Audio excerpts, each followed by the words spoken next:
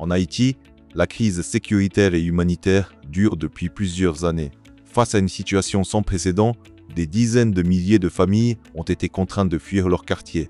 Fortement touchées par l'insécurité, elles trouvent refuge dans des sites de déplacement improvisés ou au sein de communautés qui les accueillent dans des zones plus sûres.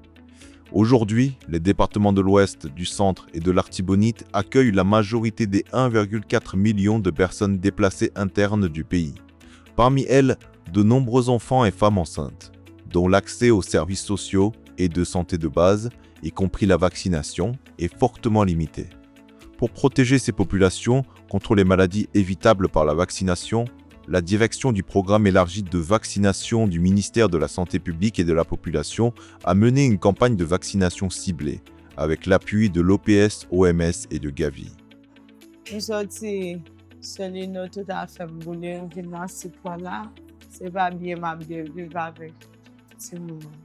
Pour santé là, on vient ensemble pour toilette câble.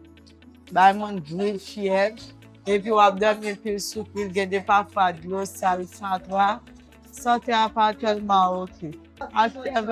Depuis mon yo venu faire annonce là, yo venu passer annonce là et puis une continue la maladie. Donc ça fait un paquet. Changement dans la vie, on les porter pour pas gagner fièvre, pour pas gagner diarrhée, pour sinon demander, pour pas prendre tétanos et puis bon pour santé timide.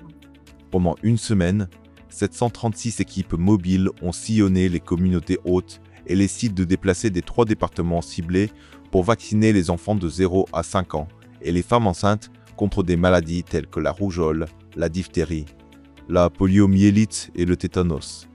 Grâce à une forte mobilisation communautaire, cette campagne a permis de vacciner 4 879 enfants 0 dose, 4 207 enfants sous-vaccinés, 11 163 enfants contre la rougeole, 3 845 contre la poliomyélite, 6 836 contre la diphtérie et 2 627 femmes enceintes contre le tétanos.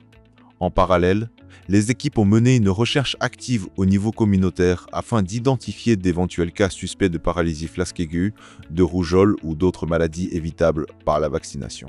Chaque visite à domicile a également permis de sensibiliser les familles et de collecter des données essentielles pour renforcer la surveillance épidémiologique.